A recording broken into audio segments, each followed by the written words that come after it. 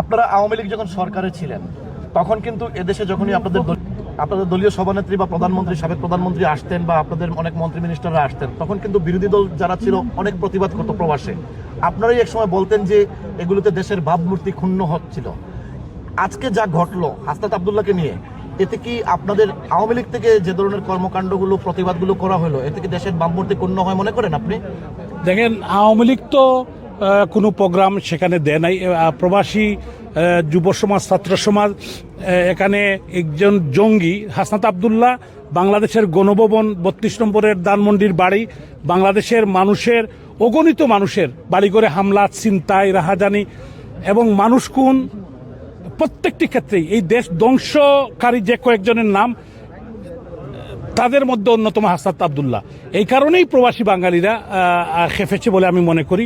আপনি আওয়ামী লীগের কোনো সিনিয়র নেতৃবৃন্দকে আপনি দেখতে পেয়েছেন কিনা আমি জানি না। যুক্তরাজ্য আওয়ামী লীগ কোনো প্রোগ্রাম সেখানে দেয়নি। তো তরুণ সমাজ, ছাত্র সমাজ, যে তরুণ সমাজ ছাত্র সমাজকে তারা মোটিভেট করে এই দেশকে ধ্বংস করেছে, এই যে একটি জঙ্গিবাদী কায়দায় বাংলাদেশের জঙ্গিবাদীর যে উত্থান ঘটেছে, এবং এই কারণেই কিন্তু প্রবাসে যে তরুণ সমাজ, ছাত্র সমাজ খেপেছে এবং এর একটি প্রতিবাদ হয়েছে, আপনারা দেখেছেন।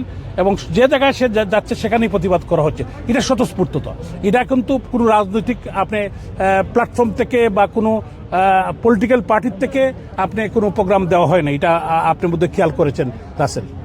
হ্যাঁ, অতীতে যা হয়েছিল আপনাদের সরকারের সময় যখন, তখনও কি ভাবমূর্তি নষ্ট হচ্ছিল, বা এখন যেভাবে চলতেছে এতে কি আপনি মনে করেন দেশের ভাবমূর্তি নষ্ট হচ্ছে বলে?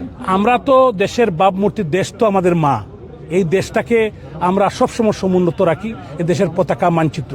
কিন্তু দেশের ভাবমূর্তি কারা নষ্ট করে, কারা আজকে এদেরকে, এই হাসনাত আব্দুল্লাহর মতো একটা জঙ্গিকে বিভিন্ন জায়গায় প্রমোট করা হচ্ছে কেন?